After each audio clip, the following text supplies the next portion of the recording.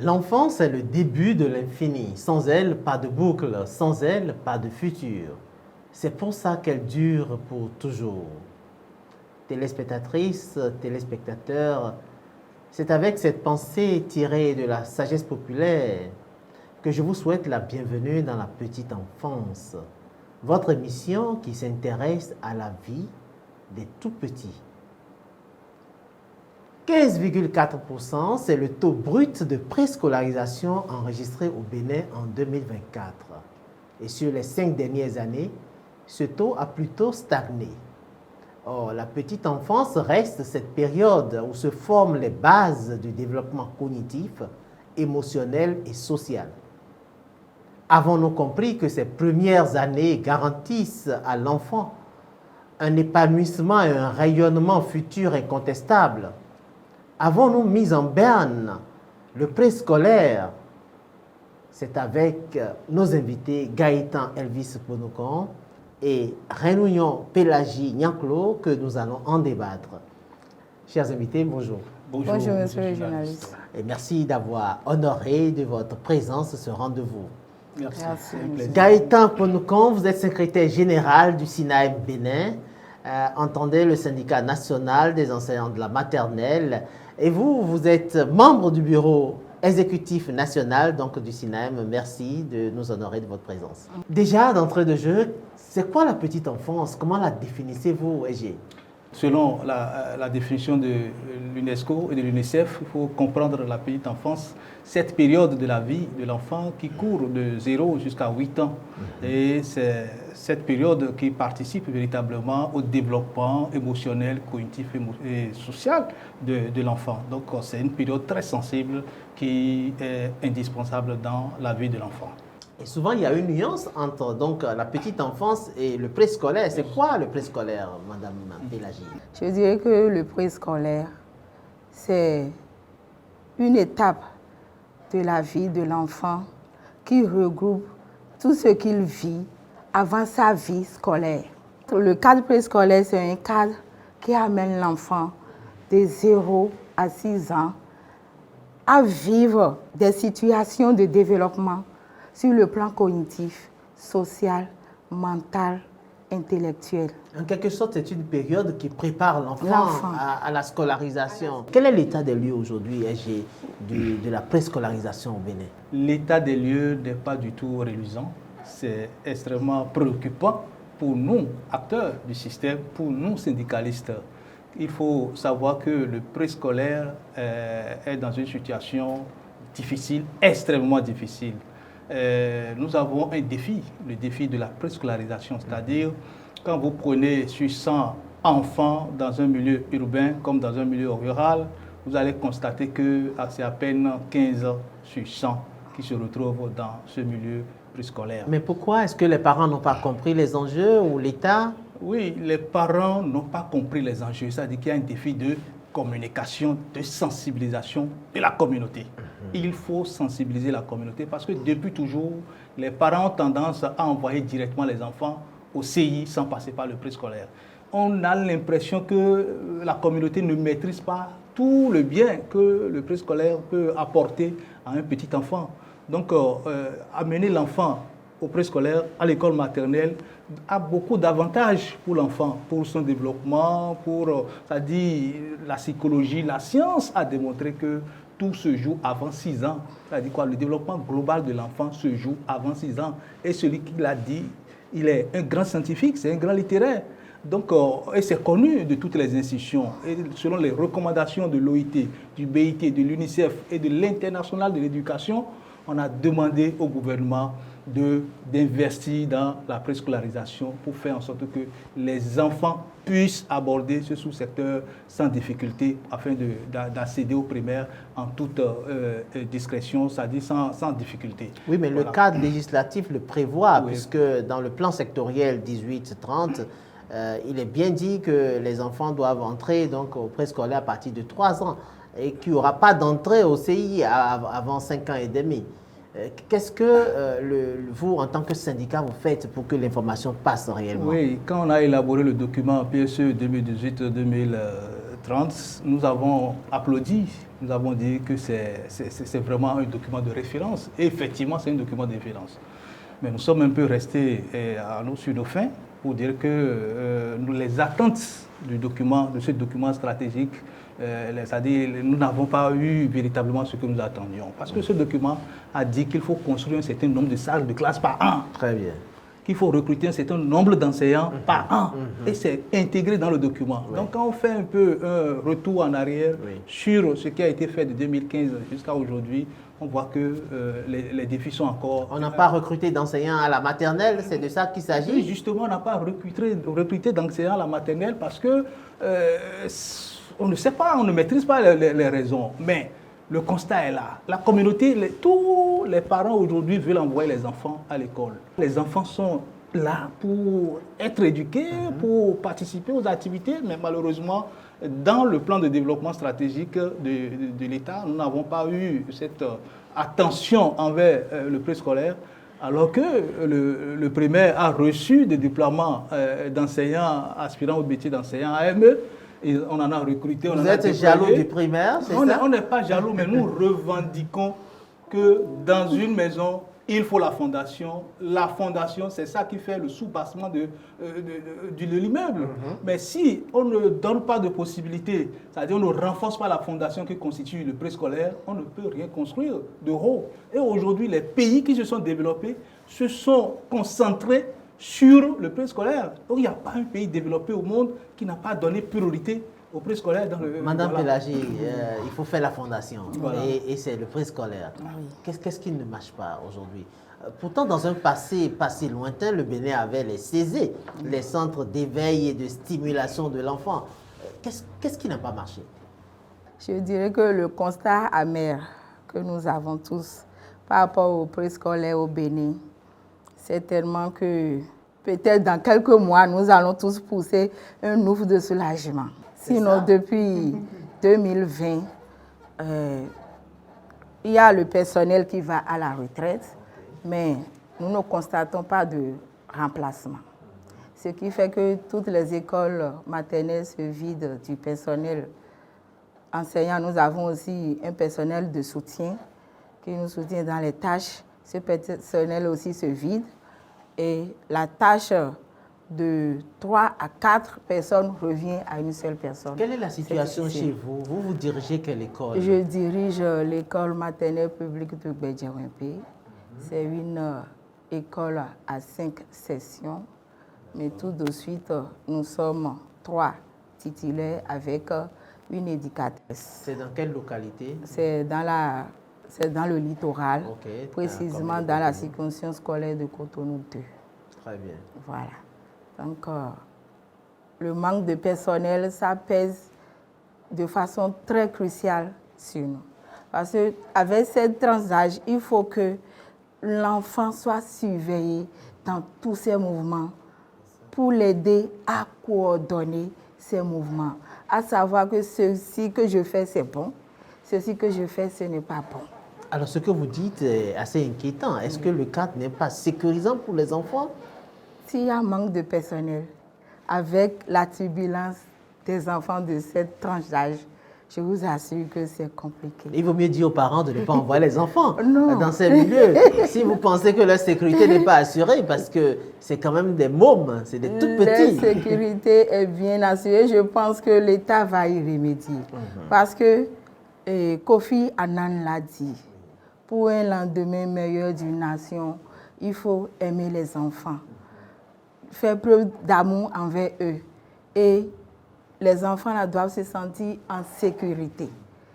Je pense que c'est pour offrir cette sécurité aux enfants que l'État planifie des réformes qui vont arranger l'école maternelle. L'État recule pour mieux sauter. Est-ce que c'est de cela qu'il s'agit? Oui, nous avons rencontré nos autorités, nos chères autorités, et nous avons porté nos préoccupations.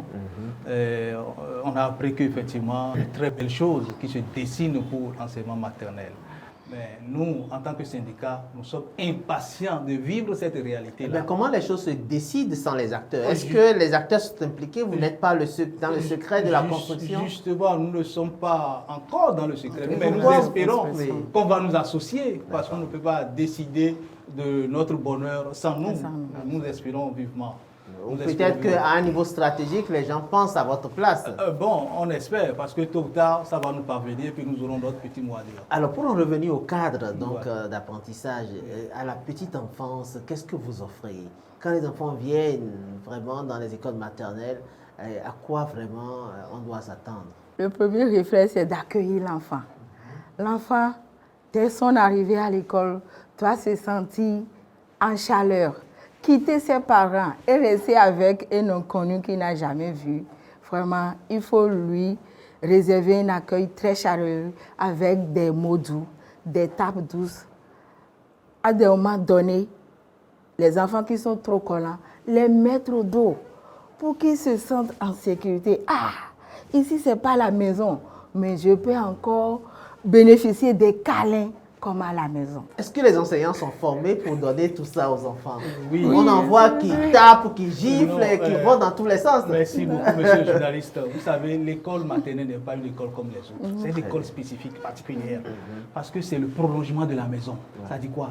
Quand l'enfant quitte la maison, il se retrouve dans un nouvel environnement où il doit changer de comportement. Il doit apprendre à vivre avec les autres. Il doit apprendre à communiquer, il doit apprendre à jouer. Nous jouons beaucoup dans les écoles maternelles. Le jeu même, c'est le fondement même de l'école maternelle. Donc, quand... le jeu avec des toboggans en fer, mal habillés, etc. Ce qu'on voit aujourd'hui au sein des écoles, est-ce que réellement ça donne envie aux enfants de jouer? Justement, il y a plusieurs formes de jeux. Mais ce que nous avons, vous voyez à l'extérieur, c'est des jeux qui permettent aux enfants c'est-à-dire qui développent la mobilité, l'agilité, puis les coordonner un peu certains mouvements. C'est vraiment intéressant. Même à l'intérieur aussi des salles de classe, il y a aussi des formes de jeux, d'encastrement, de puzzle et d'autres formes de jeux qui sont vraiment intéressants à développer. Qu'est-ce que le jeu apporte à l'enfant? Voilà. La vie de l'enfant, c'est le jeu. Donc, pour l'amener à assimiler les concepts que nous développons avec eux dans le préscolaire, tout se fait par le jeu. Vous voyez, le SGA dit tout à l'heure, dans la salle de classe, il y a encore des jeux, surtout les coins de vie. Les coins de vie, c'est là où l'enfant est amené à imiter l'adulte dans ce qu'il fait dans la vie active. Si nous voulons maintenant, nous pouvons installer votre studio dans notre salle et il va jouer au journaliste, au cadreur, ainsi de suite. Il va jouer au docteur, il va consulter ses malades, il va prescrire l'ordonnance, il va imiter maman au marché. Vous voyez, il va imiter même maman à la maison, donner le bain au tout petit, au nourrisson. C'est merveilleux. Donc vous apprenez et pour les activités de façon systématique aussi, qui suivent bien sûr une démarche, c'est le jeu aussi. Au cours de ces activités, l'enfant apprend beaucoup de choses. Par exemple, les activités du domaine 1. L'enfant là, c'est surtout l'amener à acquérir les réflexes d'hygiène. L'enfant doit savoir que pour manger, je dois d'abord adopter une position confortable pour manger. Manger petite bouchée par petite bouchée. Ne pas parler quand j'ai le repas dans la bouche. L'enfant doit aussi savoir qu'il faut que maman, papa me varie mes mets pour bénéficier de tout ce qu'il faut dans mon corps pour grandir comme maîtresse, comme papa, comme maman. Quels sont les jeux que vous avez dans les classes de façon concrète? Oui, de façon concrète, nous avons par exemple des jeux de développement tels que les jeux d'encastrement, où l'enfant apprend à utiliser les puzzles pour pouvoir allier son nom. Est-ce que ce n'est pas trop européen ça? Qu'est-ce que nous connaissons de puzzles réellement dans notre culture? Oui. Nous-mêmes, nous l'avons fabriqué avec les matériaux locaux. Et c'est le moment de dire que de 2019 jusqu'en 2023, le SINAEM a desservi tous les départements du Bénin pour apprendre aux enseignants comment fabriquer c'est-à-dire des jeux à partir des matériaux de récupération. C'est-à-dire qu'on prend la boîte de tomates pour en fabriquer une guitare, et on prend un peu de tout pour pouvoir fabriquer quelque chose qui permettra à l'enfant de jouer, d'apprendre. Sans quand même se blesser, parce que les boîtes de tomates... Justement, nous savons comment le faire. Voilà. C'est notre spécialité. Donc nous avons dit, si les parents n'ont pas les moyens pour acheter des jeux qui sont un peu onéreux, les enseignants peuvent regarder autour d'eux, parce qu'en réalité, il n'y a pas d'activité à l'école maternelle sans le matériel. Le matériel constitue l'élément qui concourt à plus de 90% de la réussite de l'activité dans nos salles de classe. Donc, alors que le jeu aussi est une partie très importante de nos activités. Donc, les enseignants ont été formés pour fabriquer ces jeux avec les enfants et mettre à la disposition de ces enfants-là. Nous l'avons fait, puis dans tout le Bénin, dans toutes les communes, pour faire ce travail-là. Alors, Madame Pélagie, comment est-ce que vous arrivez à connecter les enfants avec notre culture? Parce que vous recevez des enfants, je dis, c'est une toile vierge, donc à laquelle vous apportez des couleurs. Comment est-ce que vous faites cette magie de la connexion avec notre culture? Je dirais d'abord, quand nous accueillons les enfants, il faut voir s'ils parlent français ou non. Parce que si l'enfant ne comprend pas ce que tu dis, il va perdre son temps d'école. Donc nous essayons d'utiliser nos langues du milieu pour faire passer les apprentissages et un peu introduire le vocabulaire français. Et au cours des jeux aussi, nous mettons les jeux de notre milieu. Comme quel jeu? Par exemple, les jeux de... Quand on fait une ronde... Dites-nous en langue comment on l'appelle. Allez-y d'abord, dites-nous. Nommez le jeu en langue. Le nom m'échappe. Sinon, on fait une ronde et pour amener l'enfant à l'attention, il y a quelqu'un derrière. On serait en train de taper, chanter, et lui va courir, déposer un support derrière lui. Tu seras attentif pour savoir que c'est derrière moi qu'on a déposé le truc là. Et tu prends le support, tu cours, tu pourchasses le meneur. Si tu arrives à l'attraper, tu prends sa place. Il y a encore un jeu, on appelle Menida Goumeni. Voilà. Qui est au milieu? Qui est au milieu? On s'attroupe autour d'un enfant, on le cache, on s'attroupe, on le cache. On s'est en train de chanter Menida Goumeni, Tchèvoune. Menida Goumeni, Tchèvoune. On s'est en train de tourner. Et quand on tourne, le meneur tape quelqu'un, il quitte le rang. Le rang. Dès que l'ami se voit à découvert, il court et on le rattrape. Donc, on essaie quand même d'impliquer par exemple, ces jeux à l'éveil de l'enfant? Oui, ces jeux amènent l'enfant à travailler en équipe, la coopération et aussi l'entraide. Oui, est-ce que vous voulez compléter quelque chose? Je veux compléter. Nous faisons aussi la promotion des jeux locaux, c'est-à-dire les jeux où le matériel est conçu avec les enfants, où les enfants ont participé véritablement à la conception de ces jeux et on leur apprend également à travers une fiche pratique comment exécuter ce jeu-là. Le jeu aussi est un élément très capital. Par exemple, si on veut apprendre à un enfant la socialisation, il y a, on peut lui peut-être, on chante et quand on arrive sur un nom, il répète le nom de cet enfant-là et ainsi de suite. Et à force de répéter, il arrive à mémoriser. Et un jour, on va lui cacher peut-être les yeux, on va lui dire d'aller désigner, ainsi de suite. Donc il y a de petites astuces que nous utilisons pour développer la socialisation, pour développer la communication. Il y a aussi la pré-mathématique. Je vous dis qu'il y a le rapport du PASEC 2019 qui a fait constater que les enfants ont des difficultés en français et en mathématiques au primaire.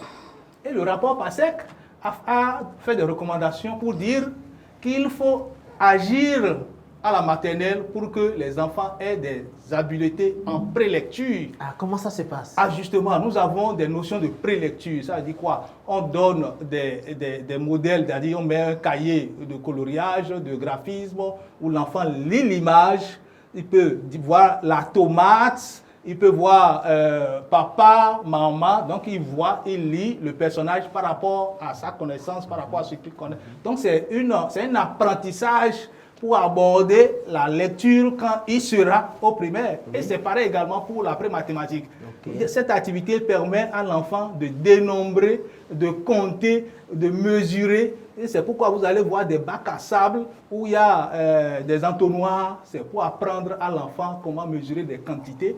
C'est pour apprendre à l'enfant comment mesurer un certain nombre de choses. Donc il y a beaucoup de compétences que nous développons. En fait, la maternelle, c'est le summum même de développement des compétences au niveau des enfants. Parce que si l'enfant passe par la maternelle, toutes les compétences nécessaires pour aborder sans difficulté le primaire, toutes ces compétences sont déjà acquises. Voilà. Aujourd'hui, lorsque vous dites que le personnel est vieillissant, on a plutôt des inquiétudes. Même si une réforme naît, qui va encadrer ces enfants et avec quelles compétences? Justement, c'est là où nous sommes en train de faire le plaidoyer pour dire qu'il faut déployer, recruter, former les enseignants pour le préscolaire. Nous avons eu la chance, nous avons l'école normale d'instituteurs d'Alada qui a formé les enseignants. Il faut continuer dans ce sens-là. Oui, mais l'école normale est fermée depuis plusieurs années. Oui, c'est fermé depuis des années. Est-ce qu'il faut rouvrir? Il faut rouvrir et reprendre avec la formation formelle, revoir le curriculum de formation. Et nous sommes prêts à accompagner cela. Parce qu'en réalité, la maternelle a des spécificités. N'importe qui ne vient pas pour dire qu'il est enseignant de la maternelle.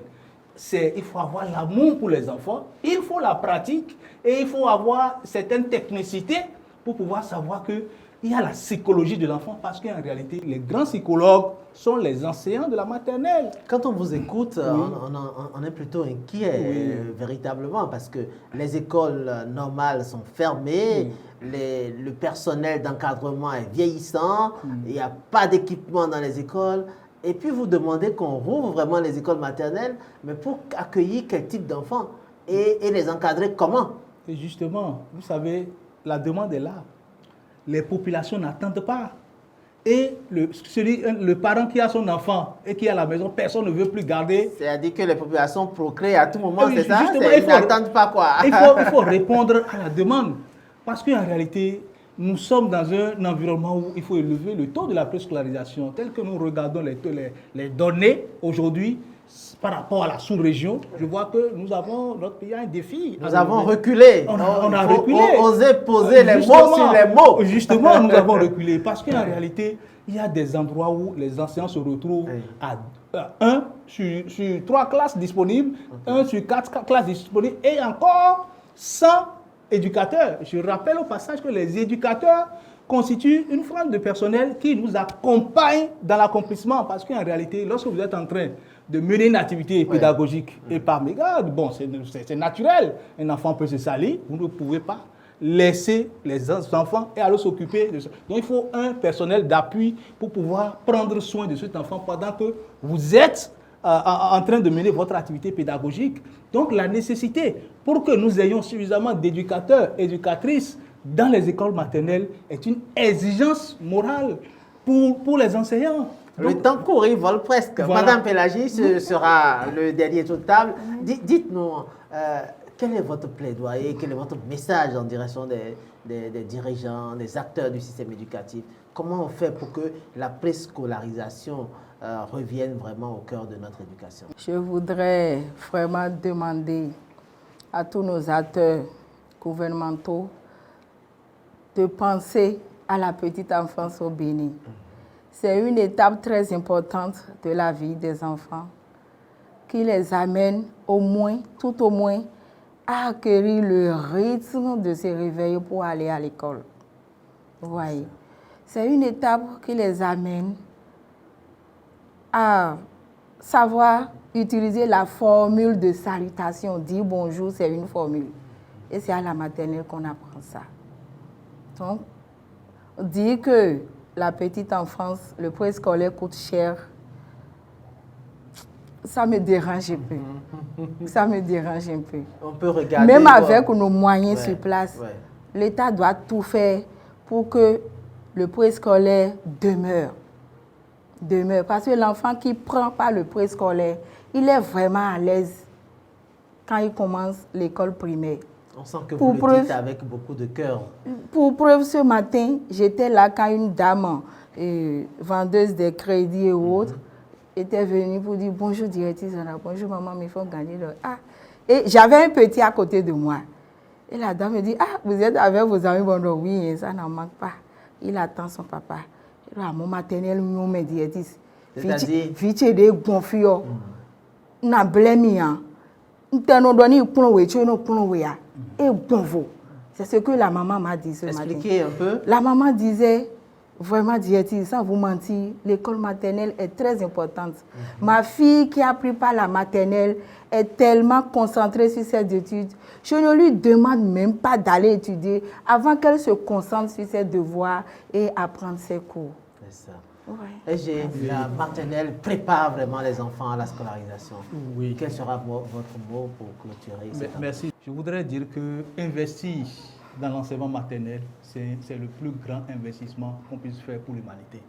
Et c'est le moment de dire que toute nation qui prend la petite enfance comme un levier de développement, cette nation est appelée à grandir et devenir une puissance. Et notre pays, notre cher Bénin, qui aspire être dans la cour des grands, je pense que nous devons revoir les copies et prendre l'enseignement maternel comme une priorité. Remettre l'enseignement maternel comme une cible, la cible prioritaire, la cible 4.2 des ODD doit pouvoir être réintégrée comme une priorité nationale. Et répondre à cela, c'est une exigence, il faut une volonté politique. Et cette volonté politique doit être accompagnée par le financement de l'éducation de la petite enfance, le financement à travers la construction des infrastructures, parce que les infrastructures au niveau de l'enseignement maternel, ce n'est pas les mêmes infrastructures qu'au primaire. Il y a des spécificités, des particularités. Il y a également le personnel, parce que chaque classe doit en principe avoir un personnel d'appui. À défaut, il faut en avoir un ou deux pour une école selon les effectifs. Donc les défis sont énormes. Nous voudrions très sincèrement demander à nos chères autorités d'avoir un regard bienveillant envers les tout petits enfants qui vont devenir les citoyens de demain et les dirigeants de demain. Et tous ceux qui passent par l'école maternelle ont toujours un de plus que les autres. Je vous remercie. Merci SG Gaëtan pour nous conseiller sur ce cri de cœur que nous allons mettre un thème à cette émission. L'humanité doit donner à l'enfant ce qu'elle a de meilleur. Cette phrase de la Déclaration de Genève sur les droits des enfants le 26 septembre 1924 nous rappelle qu'investir dans les premières années de l'enfant garantit un meilleur épanouissement, réduit les inégalités, favorise la réussite scolaire et prépare des adultes résilients. Merci à vous, chers invités, pour votre aimable contribution, pour votre grande disponibilité, votre engagement en faveur de la petite enfance. Quant à vous, fidèles amis de la télévision Éducation, où que vous soyez, quoi que vous fassiez, gardez toujours allumée la flamme de l'espoir. Le meilleur se construit au présent. Accrochez-vous.